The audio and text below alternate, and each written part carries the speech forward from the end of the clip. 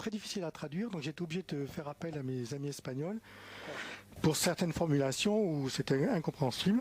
Alors que le dossier Humo, lorsqu'il est écrit en espagnol, parce que toutes les premières lettres étaient écrites en espagnol, puisque ça a démarré là-bas, est dans un castillan pur, parfait. Oui.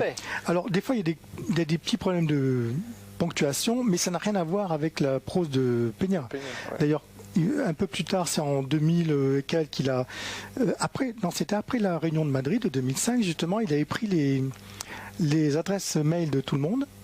Et il a essayé de refaire le coup sous le nom de John Axey, en se faisant passer pour un humide. Et là, les Espagnols, quand ils ont lu ça, les gens que je connais, les amis, m'ont dit « Oh là là, c'est Peña, c'est le style Peña, ça n'a rien à voir avec le dossier humide. » Bon, ceci dit, il aurait pu effectivement être un des dactylographes terriens. Alors, absolument. Et même, il aurait même servi de petite main pour faire les dessins. Oui, absolument. On va revenir là-dessus. Je voulais terminer sur le fait qu'à partir du moment où Peña a dit c'est moi, tout le monde s'est contenté, surtout les détracteurs de cette réponse. Ceux qui s'intéressaient au dossier humide qui avaient reçu des lettres ont été ridiculisés et ça s'est enterré. Et maintenant, il a fallu Jean-Pierre Petit pour relancer l'affaire et Jean Paulion.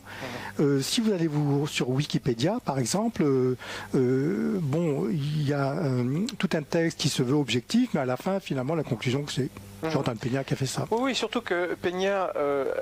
il y a eu une discussion téléphonique entre Peña et Fariol. Je vais revenir, tu vas me poser la question. Ça, c'est important. Je termine là-dessus, c'est que maintenant, j'ai vu un article sur Science et Vie, je crois, c'était cet été, c'était un spécial, je crois, où les extraterrestres existent-ils. Alors, Science et Vie a complètement changé son fusil d'épaule, c'est un bouquin qui est assez matérialiste, et maintenant ils reconnaissent qu'il y a de la vie forcément dans l'univers, vie intelligente, on n'est pas sûr, et il y avait un petit encart sur les extraterrestres et sur l'affaire Humo.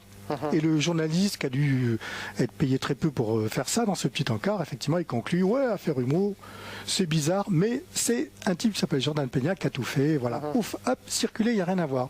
Donc qu'est-ce qu'il a fait? Il a dû aller voir sur Wikipédia, ou aller voir, et puis il a recopié, quoi. Parce que les mecs, ils n'ont pas le temps de faire l'enquête que j'ai faite. Ah, voilà, on voit la photo de José Luis, voilà. Donc, qui est